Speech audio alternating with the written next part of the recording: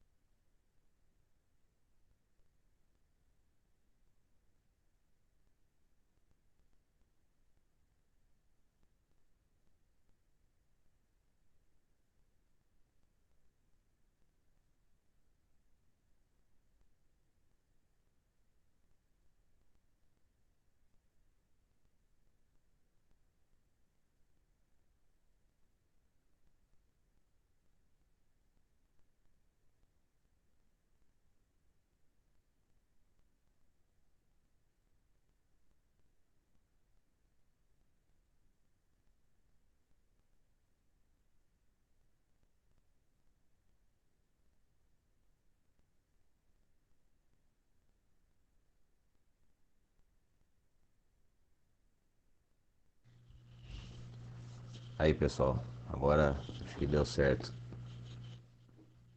Estão todos conseguindo me ouvir, tranquilo? Estão vendo aí a apresentação? Sim, perfeito. Desculpa, o PC travou forte aqui, mas agora vamos começar, vamos lá. Bom, pessoal, bem-vindos de novo. Sei que dá preguiça, né? Mas vamos lá, vamos continuar. O que falamos na última aula, só para a gente ter uma retrospectiva?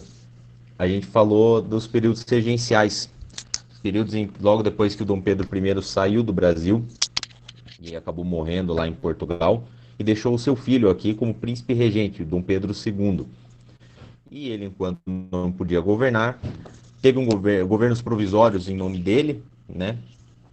Que foram vários regentes que assumiram o Brasil, até que teve-se o golpe da maioridade, quando ele tinha seus 14 anos de idade, e aí ele assume como imperador do Brasil.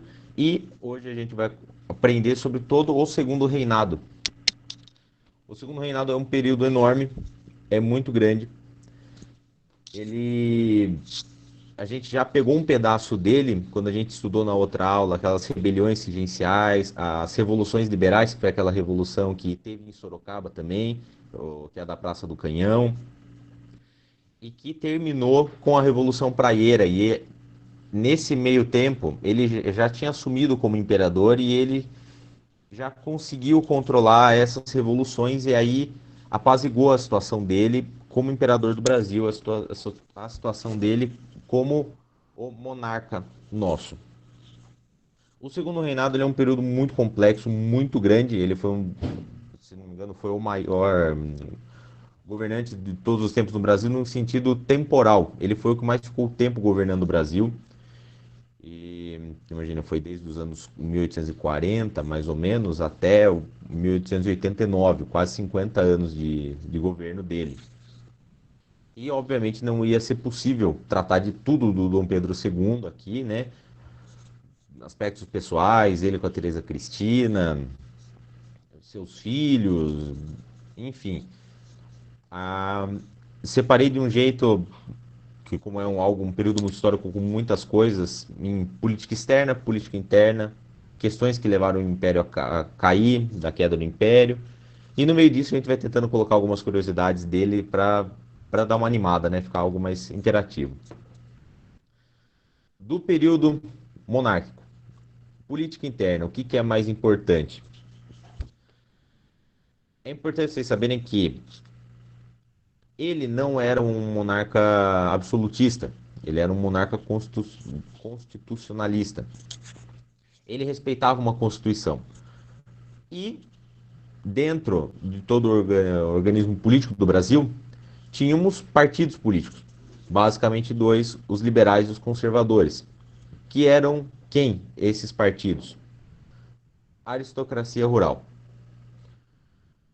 E é desse período que veio o termo que é tudo farinha do mesmo saco.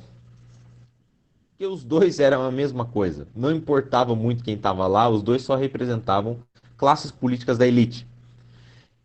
Tem até uma outra frase também desse período que eu já vi em algumas provas vestibular que é não tem nada mais liberal do que um conservador e nada mais conservador do que um liberal.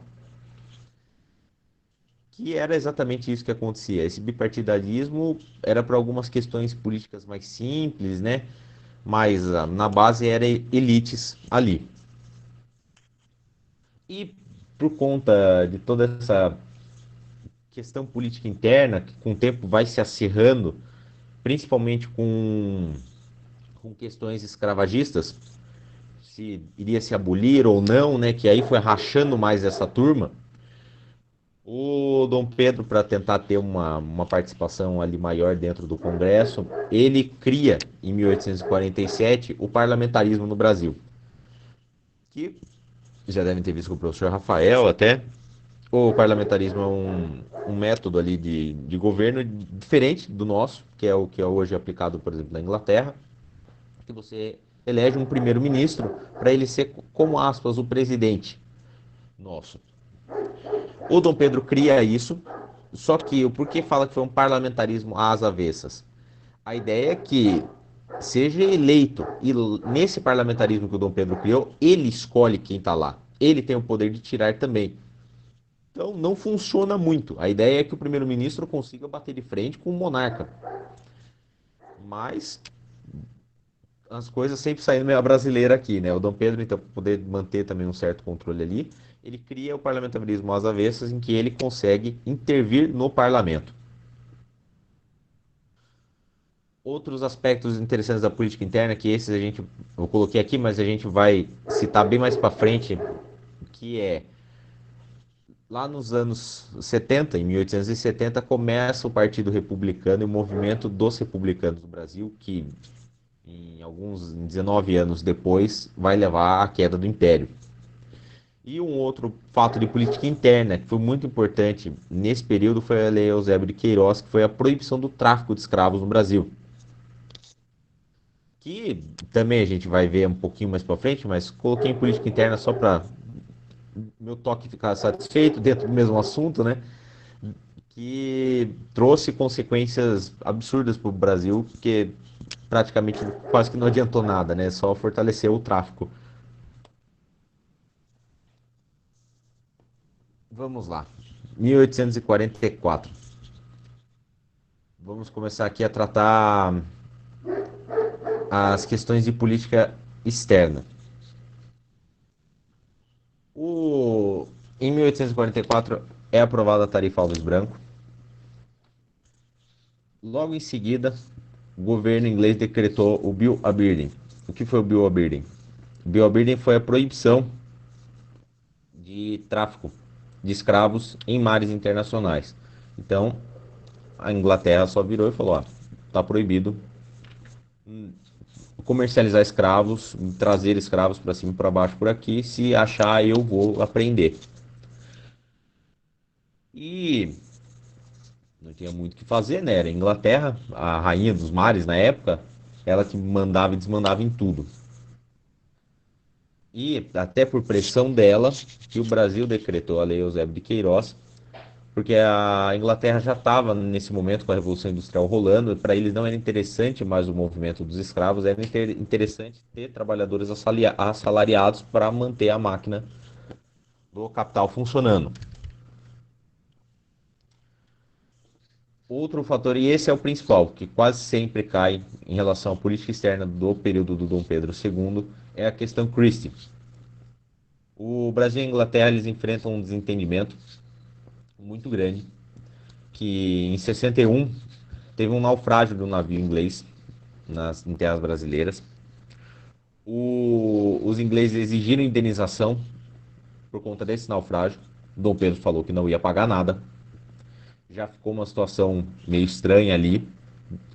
No ano seguinte, alguns marinheiros ingleses estavam numa baderna, arrumaram uma confusão no porto do Rio de Janeiro, eles estavam à paisana, não sabia se eram oficiais ingleses. O governo imperial foi prendeu eles. O governo inglês exigiu que eles fossem soltos e um pedido oficial de desculpas. O governo brasileiro não fez o pedido oficial de desculpas. A treta piorou. Teve mais alguns outros detalhezinhos, né? Mas em resumo foi isso. Essa briga piorou muito, a ponto de ser levada a um tribunal internacional, aspas, né? Foi para uma arbitragem internacional. Eles pegaram o imperador da Bélgica para ele dar uma sentença resolvendo essa situação. E ele foi favorável ao Brasil. Falou que o Brasil realmente nessa questão tinha razão, era para ser acatada essa decisão. A Inglaterra não aceitou do mesmo jeito. E o Brasil aí falou: então sinto muito, se você não vai acatar, não tem mais o que ter, por que ter relações aqui. E rompe todas as relações diplomáticas com a Inglaterra. O que seria hoje quase como romper o Brasil rompendo relações diplomáticas com os Estados Unidos. É uma nação muito grande. E por que questão Christie? Quando a gente fala, o governo inglês exigiu um pedido de desculpa, né? O governo inglês exigiu uma indenização, foi tudo por intermédio do embaixador inglês aqui no Brasil, que morava aqui no Brasil, que era esse cara aqui, o Christie. Foi por conta dele, né, o sobrenome dele, que levou todas essas polêmicas. Aqui ele. Aqui temos uma imagem do Dom Pedro II, mais ou menos nessa época. Essa, essa tela, se não me engano, é de 1850. E ele, todo mundo vê ele sempre com a barbona, né? O jeitão clássico dele. E muita gente às vezes confunde achando que ele é o pai do Dom Pedro I, né? Porque o Dom Pedro I não tem essa imagens dele velho, porque ele morreu aos 30 e poucos anos. Mas não, pessoal, por favor, sempre que vê o imperador brasileiro barbudo mais idoso, é o filho do primeiro, é o Dom Pedro II. Questões ainda de política interna. Foi a questão platina que leva à Guerra do Paraguai. A... Daria para colocar tudo junto. Guerra do Paraguai dentro das questões platinas, né? Mas é melhor separar porque a Guerra do Paraguai foi extremamente grande. Ia ficar muita coisa sob um guarda-chuva de um tema só. Mas entendam que tudo isso foi em questões platinas. E por que platina? A região ali do Rio da Prata, que envolve o Uruguai, a Argentina. Vai ter um mapinha ali para a gente entender mais para frente. Como que começou isso? O Brasil queria manter hegemonia sobre o Rio da Prata. Ele queria manter seu domínio ali para a realização de comércios, que é uma via fluvial extremamente importante aqui para a América do Sul, do mesmo jeito que, por exemplo, um rio Amazonas é para a gente, né? E era um meio de locomoção ali muito interessante, porque como você conseguia entrar pelo Rio da Prata, você conseguia subir, era às vezes muito mais fácil você entrar por esse rio para chegar no Mato Grosso do que você ir por terra do Rio de Janeiro. E o Brasil questões comerciais lá. Ele começou partidos políticos, defendeu partidos políticos da Argentina, do Uruguai, que eram a favor do Império Brasileiro manter a sua hegemonia ali, que era os colorados. Tinham basicamente dois, os colorados e os blancos. O Brasil foi a favor dos colorados. E o Brasil, ele interviu muito nessas questões, a ponto dele ajudar a derrubar presidentes. Algumas intervenções do Brasil que tivemos aqui. Cada uma delas foi basicamente uma guerra por si só. Tem um estudo imenso por trás, inúmeros ataques importantes, batalhas importantes, né? Mas basicamente elas não são muito pedidas, eles pedem o nome, relacionar o nome do presidente que caiu, né? E o nome da guerra. Então aqui a gente vai, ó. O primeiro que foi relevante foi duas meio juntas, que foi quando o Brasil ajudou a derrubar o presidente Uribe e o Rosas, o Uribe no Uruguai, o Rosas na Argentina, que foi a Guerra da Prata, Guerra do Prata, perdão, 1851, 1852. O Brasil interviu politicamente nesses dois, politicamente e até militarmente, a ponto de ter se chamado guerra, né? E nisso ele manteve uma certa hegemonia por um tempo. Em 64, no Uruguai de novo, o Brasil lhe ajuda a derrubar o presidente que estava lá, o presidente Aguirre. No que ele derruba o presidente Aguirre, o Paraguai, com o Solano Lopes, cansado dessa questão, decide intervir e ali vai começar a Guerra do Paraguai por causa da queda desse presidente. Aqui, para vocês terem uma ideia, uma noção, não sei se vocês. Ah, dá para ver o mouse. O porquê era interessante. Aqui, Rio de Janeiro, aqui é onde ficava a capital do Brasil, onde ficava a sede do governo imperial. Se eles quisessem ir para, por exemplo, Cuiabá, aqui em cima, é um trecho de terra muito grande que eles tinham que ir a pé e de mula. Via marítima, fluvial, era só descer aqui, entrava na bacia aqui do Rio da Prata, onde está o Montevidéu, Buenos Aires, aqui o Uruguai, aqui a Argentina. O Paraguai, ele faz a forma deste rio aqui, exatamente aqui, esse miolo, né? Então você conseguia entrar via rio aqui, via fluvial, subia o Rio Paraná, chegava aqui até o Pantanal do Brasil. era muito mais fácil e bem mais tranquilo. Caminho esse que foi o que os espanhóis usaram, se a gente voltar lá para as primeiras aulas, para poder tentar chegar no Peru, que era o que os índios aqui da região sul do país falavam sempre que tinha um povo muito rico, com montanhas de prata lá no para cima, mata dentro. Eles se valeram muito disso para poder fazer esse interior da América do Sul. E eu vou, depois qualquer coisa eu volto aqui, né? Por conta da derrubada do presidente Aguirre, o presidente do Paraguai, ele, o Solano Lopes, presidente vitalício do Paraguai, era assim que ele se declarava. Era mais um imperador, um ditador, na verdade, ele era um ditador. Ele era um militar formado, foi estudar questões militares na Europa, tudo. O pai dele já era ditador no Paraguai. E ele critica a intervenção do Brasil ali, porque o Paraguai, como vocês viram, está no meio da, da terra aqui. Ele não tem uma saída direta para o mar, como Buenos Aires tem, Uruguai tem e o Brasil tem. Ele está travado ali no interior. E naquela época era super importante você ter uma saída para o mar, já que não existia avião.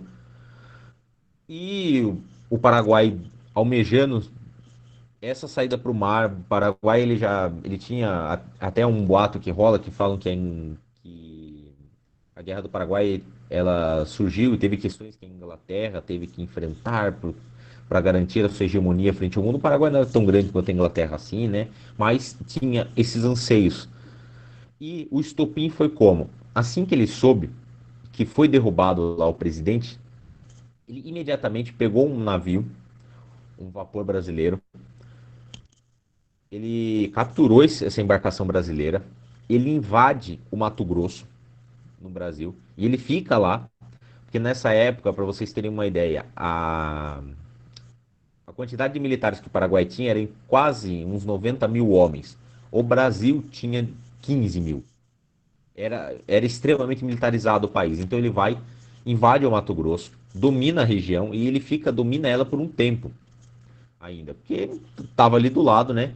E ele pede permissão para o governo argentino para ele poder atravessar o território argentino para poder atacar o Brasil ali no Rio Grande do Sul e o Uruguai, para atacar o Brasil ali naquela fronteira. O Brasil, a Argentina se nega, ele desrespeita do mesmo jeito e invade a Argentina e o Uruguai para atacar o Brasil. E nisso é declarado guerra ao mesmo tempo três países. Com isso, ele declara guerra ao Brasil, principalmente capturando a embarcação, invadindo o território nacional e promovendo um ataque pelo sul. Ele declara guerra à Argentina, porque ele invade o território da Argentina, mesmo ela não tendo permitido. E o Uruguai também, porque invadiu do mesmo jeito, né? E assim que é declarada essa guerra, é formada a Tríplice Aliança, que são esses três países que foram invadidos contra o Paraguai. E ainda mais que o Brasil tinha ajudado a colocar presidentes na Argentina e no Uruguai. Então eram forças políticas óbvias que estavam ao lado dele. E no mesmo ano, uma coisa curiosa, o Brasil ele retoma relações comerciais com a Inglaterra. E você pensa, ora raios, mas por quê? Faz 15 anos direito aí que brigou com eles. Simples, dinheiro. O Brasil não tinha cofre para poder bancar uma guerra desse porte. Então ele recorre a bancos ingleses para fazer empréstimos. Bancos esses que, inclusive, um deles existe até hoje, acho que é dos Rothschilds, o nome. Pediu 10 milhões de libras esterlinas, que para a época era um valor absurdo, absurdo, como hoje o Brasil pede bilhões de reais, para financiar a máquina de guerra. Então ele pede esse valor de empréstimos bancários, ele pede outro empréstimo depois também de milhões, compra armas na Alemanha, que na época era a Prússia, tudo, né?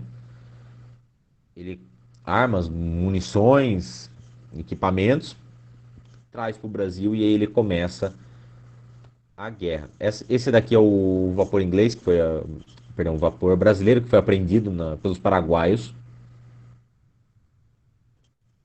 E aí a gente tem algumas das batalhas mais clássicas, com alguns nomes muito conhecidos, que são as principais. Teve inúmeras batalhas, foi a guerra mais sangrenta que teve. Morreu muita gente. Foi uma guerra meio estranha também, porque daí o governo brasileiro prometeu que, por exemplo, os escravos que participassem dela seriam escravos libertos depois, o que também não foi muito bem assim que aconteceu. O Brasil muito tempo militarizou muita gente para poder dar conta, porque o Paraguai era uma potência militar. E vamos lá, do começo. Como começou a derrocada do Paraguai frente ao Brasil? A primeira grande perda que o Paraguai teve foi a sua marinha. Na Batalha do Riachuelo, que foi no Rio Paraná, aquele rio ali subindo do Rio da Prata, né? Tenho quase certeza que foi ali bem mais no começo dele.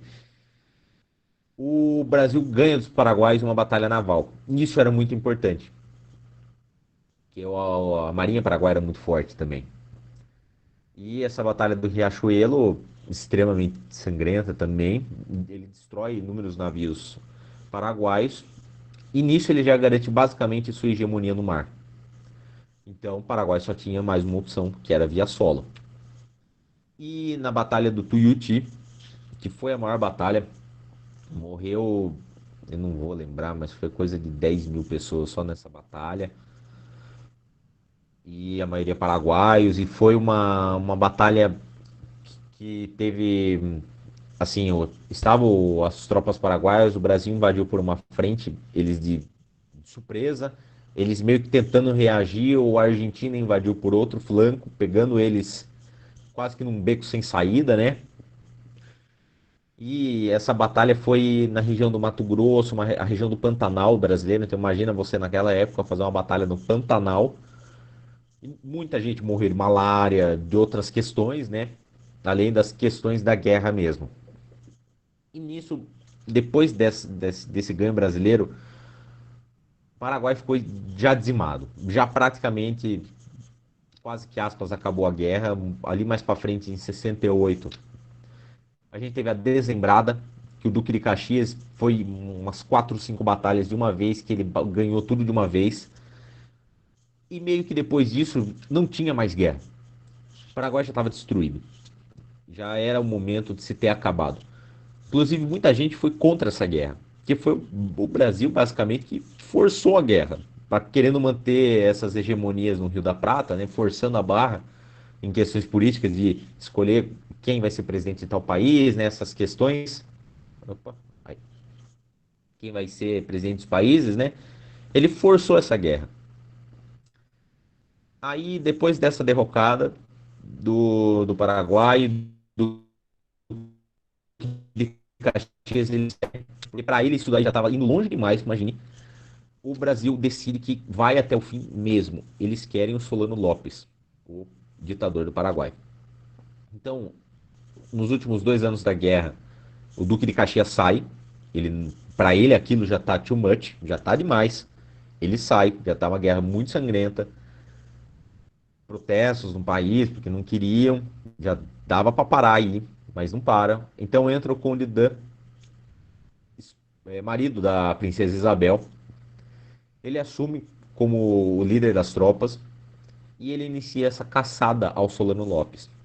Na Batalha de Cerro Corá, eles encontram o Solano Lopes e o matam. E o matam assim, é bem coisa até de filme, eles encontram ele numa beira de rio. Não sabem direito ainda como é que foi, mas acertam uns 3 golpes nele, ele cai na beira do rio. Ele pega a sua espada, ele fica meio que tentando dar golpes no ar, falando que a tropa brasileira falando para ele se render. Ele não se rende, ele falando que eu não largo minha espada, morrerei pela minha pátria, né? E aí não se sabe direito o que matou ele, falam que foi uma machadada na cabeça, falam que foi uma lança que deram no meio do peito dele, porque até que na autópsia dele consta, né, esses machucados, mas ninguém sabe exatamente como é que foi, porque os relatos foram meio desconexos.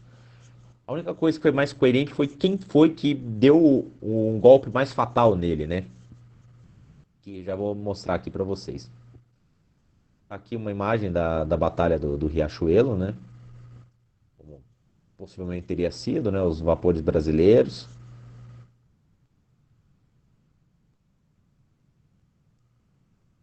Aqui uma foto Nessa época a fotografia já estava começando, e até o Dom Pedro, um cara, nisso ele era fantástico, ele era amante da ciência, e assim que saiu fotografia, ele já ficou maluco por isso, né? Inclusive tem muitas fotos dele, da sua filha, né? E aqui é uma foto da Batalha do Tuiuti, de uma trincheira paraguaia, com os soldados ali. Aqui Solano Lopes, o ditador paraguaio. Aqui o Conde D, que assumiu as tropas brasileiras nos últimos 2 anos da guerra, com a sua esposa, Princesa Isabel, filha do Dom Pedro II. A gente vai ter mais uma imagem dela mais para frente. Aqui uma pintura de como talvez tenha ocorrido a morte de Solano Lopes, né? Os relatos dizem que ele ficou encostado assim na beira do rio e ali ele foi morto. Aqui uma imagem de militares brasileiros. Se a gente olhar da direita para a esquerda, sentado, este terceiro senhor aqui, deixa eu colocar o mouse aqui, este senhor aqui, ele era o líder das tropas em campo e quem supostamente tinha ferido fatalmente Solano Lopes é este rapaz aqui, o segundo, da direita para a esquerda.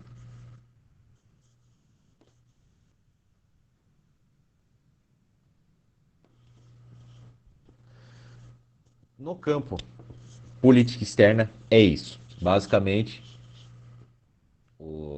a grande questão do Brasil foi questões de lei abolicionista, né, depois envolvendo a questão Christie e a Guerra do Paraguai nas questões platinas. No campo econômico, o que, que a gente tem que saber? A economia do Brasil era café e tabaco nessa época. Muito mais café. Comunalmente, café era o produto principal de exportação do Brasil, a base da economia brasileira. A cafeicultura ela se estendeu pelo Vale do Paraíba, tanto o Vale do Paraíba paulista quanto carioca, a Serra da Mantiqueira, e ele começa a adentrar ao oeste paulista, interior do Brasil, principalmente o interior de São Paulo, onde as questões climáticas eram muito mais favoráveis, porque os pés de café eles necessitam de uma certa altitude, né? Enfim, e o solo apropriado. No início manteve-se a mesma estrutura do Brasil colonial, lá do começo, que era o latifúndio, grandes propriedades de terra, a mão de obra escrava, monocultura, uma cultura só de plantação e com foco em exportação. O aumento da produção de café e a dificuldade na obtenção de escravos por causa das leis proibicionistas, as leis abolicionistas, que a gente vai ver um pouquinho mais para frente, fez surgir os imigrantes no Brasil. E no começo teve até uma tentativa de um sistema de parceria com esses imigrantes em que eles trabalhariam e metade da produção era deles, mas você praticamente escravizava a pessoa assim. E não adiantou em nada, teve até uma revolta de imigrantes nessa época, falhou miseravelmente. Com isso, começa a se introduzir imigrantes assalariados no Brasil, principalmente vem muitos italianos nesse período para cá, para São Paulo. E com esse crescimento enorme da economia cafeira, a gente tem um ganho de capital, uma geração de capitais absurdo e que começa a fazer nacional florescer em outras áreas, com fábricas, criação de bancos e ferrovias. E o nome mais importante que a gente tem é o Visconde de Mauá. O Visconde de Mauá foi o maior empresário brasileiro, bilionário na época, assim, surreal. Ele criou a primeira estrada de ferro do Brasil, uma que fica em Petrópolis, sai de lá de Petrópolis, se eu não me engano, que é a estrada de ferro de Mauá. E ele criou o próprio banco, foi um mega empresário. Ele teve algumas divergências com o Pedro II, eles lá não se bicavam muito, mas ele era um cara extremamente importante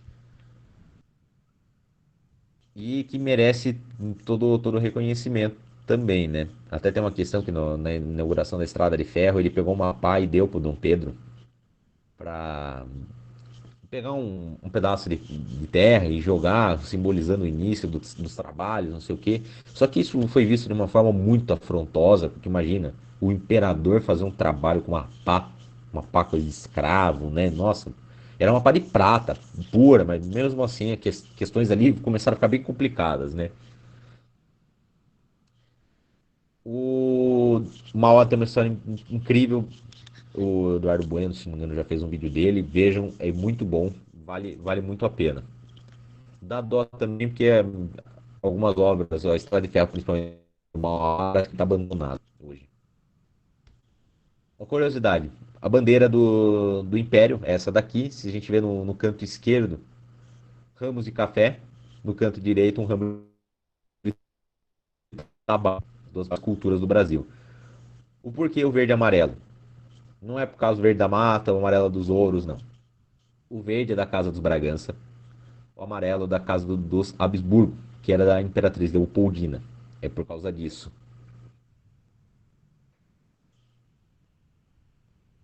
É Visconde de Mauá. O nome dele era Irineu Evaristo, alguma coisa assim. O nome dele era outro, mas ele ganhou o título de Visconde de Mauá.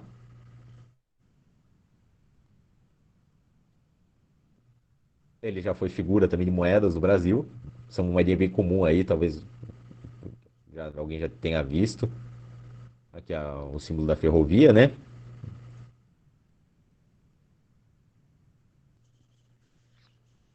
Agora a gente vai começar ao que fez o Império ruir.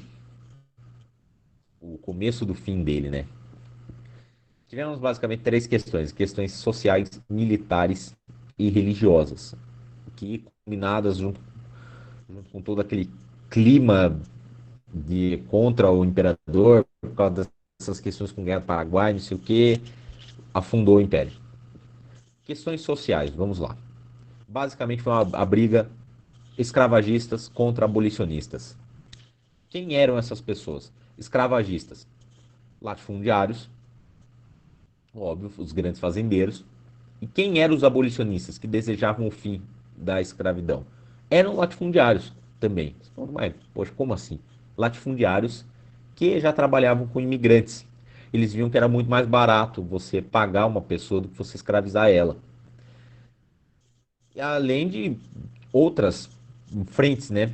Populares tinham movimentos abolicionistas também, os profissionais liberais, né? Advogados, médicos, e alguns setores do exército também.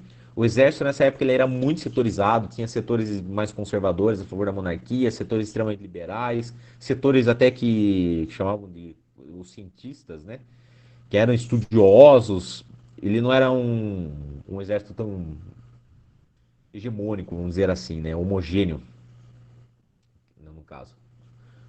E temos as leis abolicionistas, que é o beabá clássico também. A primeira, Eusébio de Queiroz, em 1850, proíbe o tráfico de escravos. Em resposta a isso, se algo é proibido, o tráfico sobe e sobe demais. Então, já que não tinha escravos à venda vindo de fora, aspas na teoria, o preço deles subiu muito. Então, você aqueceu esse mercado, fazendo eles se tornarem peças mais valiosas. Teve-se depois, em 71, 1871, a Lei Rio Branco ou a Lei do Ventre Livre, como ela é mais conhecida. Lei Rio Branco é o nome mais técnico dela, que foi que filhos de mulheres escravas eram libertos. O que também não funcionou muito, óbvio, né? Teve mulheres que tiveram filhos nessa época que os filhos foram escravizados do mesmo jeito, né? Só que aquele negócio, elas tinham a quem para recorrer, né? Não tinha muita opção. Alguns anos depois, já em 1880, na última década do Império, já começa a surgir movimentos abolicionistas, sociedades abolicionistas grandes no Brasil. Tendo alguns nomes grandes, como por exemplo Joaquim Nabuco, que escreveu até o livro O Abolicionista.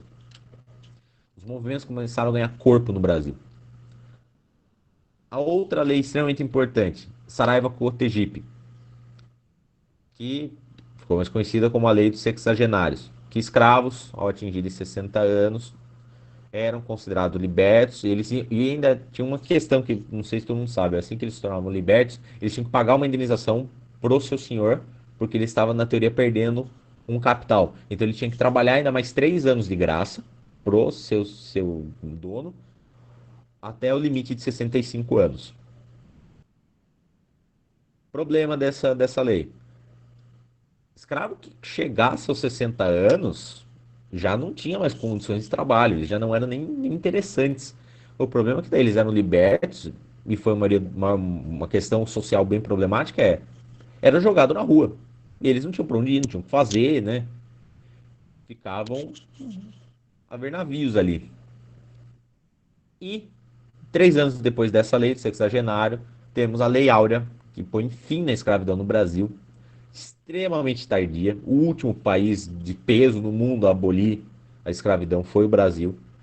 E a Lei Áurea é assinada pela Princesa Isabel, o que gerou uma questão ali de, por ela ser mulher assinando essa lei, favorecer um pouco para o Império cair mais rápido. Aqui a folha da Lei Áurea, ela existe ainda, ela está no Arquivo Nacional. Aqui é a Princesa Isabel, que é a esposa do Conde Dan, que assumiu as tropas brasileiras, né? Filha de Dom Pedro II. Entramos também nas questões militares. Fim da Guerra do Paraguai, os militares eles ganharam um certo prestígio a mais, né? E é aí que começam, que falam os historiadores, que começa a questão dos militares no Brasil, deles ter esse peso que eles têm hoje, tão importante. E depois dessa guerra, os militares vendo o quão úteis eles foram, como eles influenciaram nos setores ali, eles começaram a exigir mais participação política. O que não era muito viável, que a ideia dos militares é serem militares, não serem políticos, né? E essas relações entre os militares e o Império começaram a ficar tensas e se deteriorar. Por quê? Os militares começaram a fazer críticas políticas, Dom Pedro foi proíbe de fazer crítica, eles vão se pronunciar em jornais, Dom Pedro veta, censura isso, não deixa isso acontecer. Aí temos movimentos militares contra o Dom Pedro, tendo uma figura frente a eles que seria depois quem assumiria seriam os primeiros presidentes do Brasil, né, da República do Brasil, que eram militares. E esse negócio vai ficando extremamente tenso, cada vez mais. Tem um artigozinho, se não me engano, é Brasil Escola, se vocês colocarem questão militar de segundo reinado, que está bem resumidinho toda essa brigazinha que o Dom Pedro teve com eles. Mas foi basicamente meio por isso. Eles queriam se manifestar, queriam ter seu posicionamento. Dom Pedro vetava, não deixava, censurava por eles serem militares.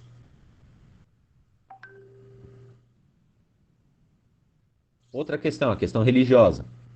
Em 1864, Papa Pio IX ele baixa uma bula, a bula Sílabus, que ele proíbe sacerdotes, padres, membros da Igreja Católica de serem maçons.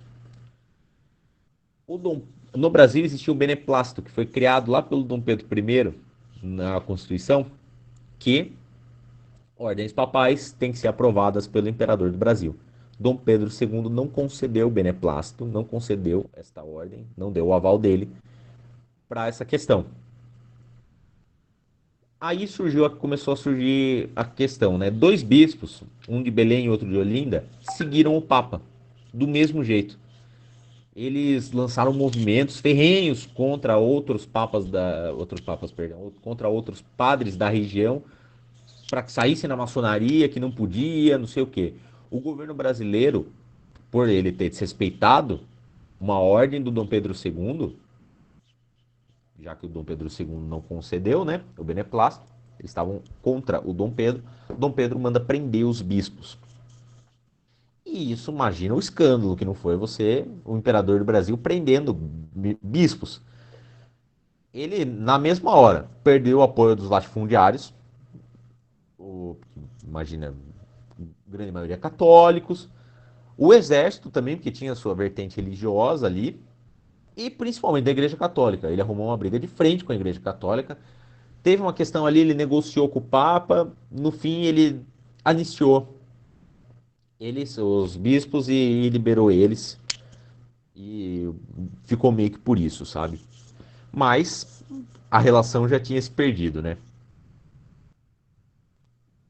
Com essas questões tudo acontecendo ao mesmo tempo, a gente tem que lembrar, né, que tudo isso, pós-Guerra do Paraguai, aconteceu tudo meio junto, tudo ali. Então imagina esse caldeirão fervendo. O movimento republicano começa a ganhar força no Brasil. Eles, em 1870, lançam um manifesto republicano. Se vocês escreverem até no Wikipédia, tem lá um linkzinho no final do artigo que tem o manifesto completo. E o movimento republicano começa a ganhar força. E 3 anos depois, em 1873, tem a Convenção de Itu, aqui do ladinho, e que a partir dali tem o início do Partido Republicano Paulista. E o Dom Pedro, nisso, ele era um cara bem tranquilo. Ele entendia o jogo político e ele não proibiu os republicanos se manifestarem, de existirem, né?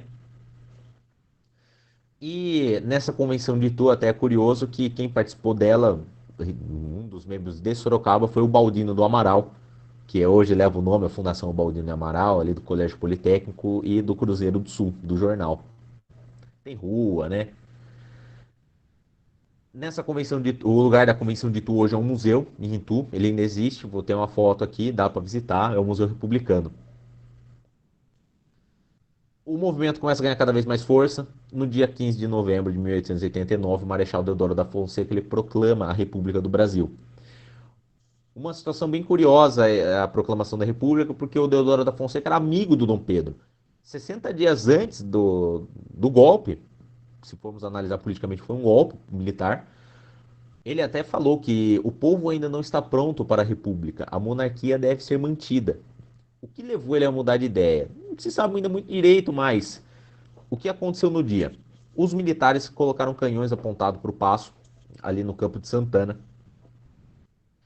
exigindo a queda do presidente dos ministros, seria vai, como o presidente do Congresso, mais ou menos, exigindo que ele saísse. Inclusive, reza a lenda, né, que os relatos também, né, que ele estava doente no dia, mas ele morava próximo, ele foi até o local.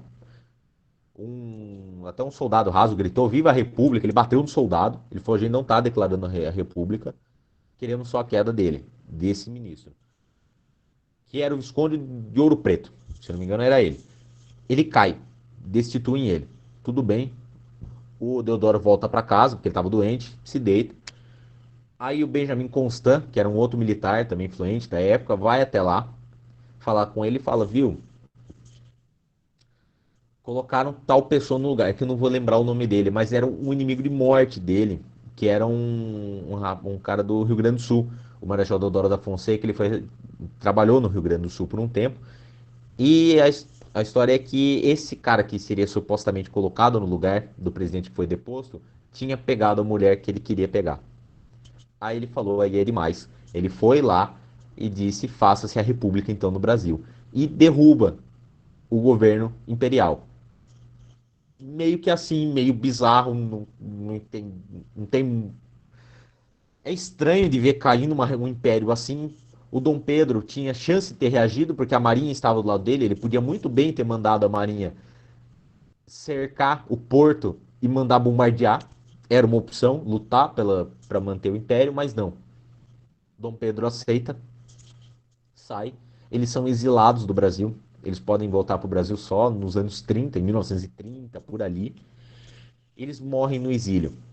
Eles até saem meio com uma mão na frente e outra atrás, muita coisa fica para trás, e nisso que algumas coisas se perderam, e por isso que a gente tem, às vezes, peças que eram deles circulando no mercado e não ainda com a família, né? Muita coisa se perdeu em meio nessa questão. E basicamente foi um acordo de elites isso. Foi o império, os militares, o povo assistiu bestializado, e realmente bestializado, porque não fazia ideia do que estava acontecendo, né? Mas a República foi declarada provisória. E eles falaram que iam fazer um plebiscito para o povo brasileiro escolher se ia ser monarquia e república. Ou república. Eles fizeram em 1993. Um pouco atrasado, né? 104 anos de atraso. Em 1993 foi agora. Eu nasci em 94. Foi uma coisa bizarra. Não tinha nem por que ter feito isso, né? Perdeu o tempo aí. Aqui, onde foi feita a Convenção de Itu, Museu Republicano. aqui do ladinho. Marechal Deodoro da Fonseca, quem foi o primeiro presidente do Brasil, republicano, né? Aqui uma imagem de como foi no dia, né, no campo de Santana, os militares com os canhões apostos frente ao paço. E aqui a primeira bandeira do Brasil, o Brasil republicano, extremamente inspirada nos Estados Unidos, obviamente, né? Mas ela ficou só 4 dias e porque eles acharam que imitou demais os Estados Unidos e aí tiraram.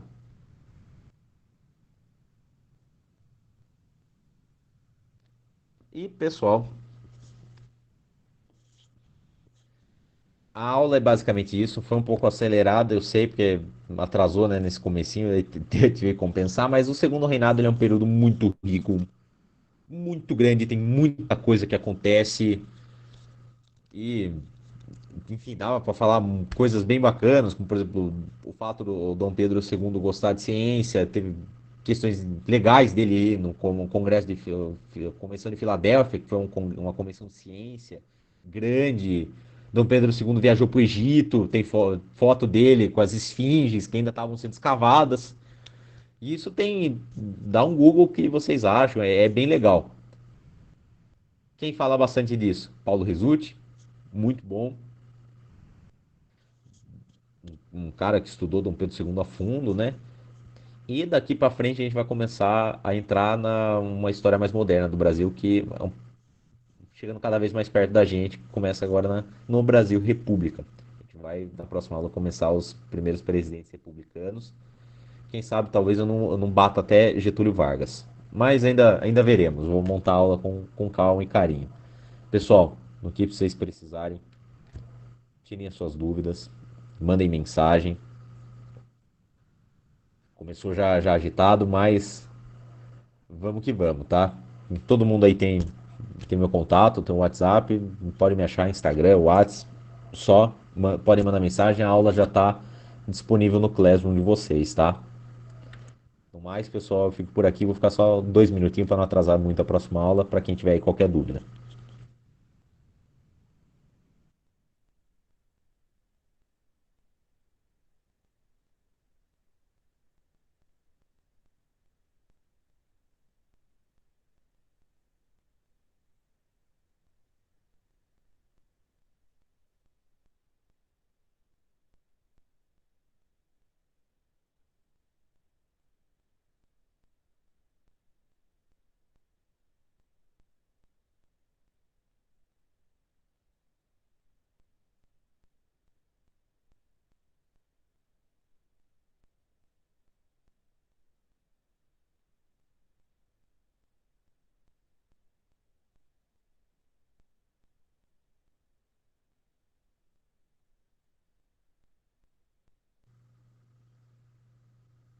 Pessoal, até mais aí. Já vou dando espaço já pro próximo professor, tá?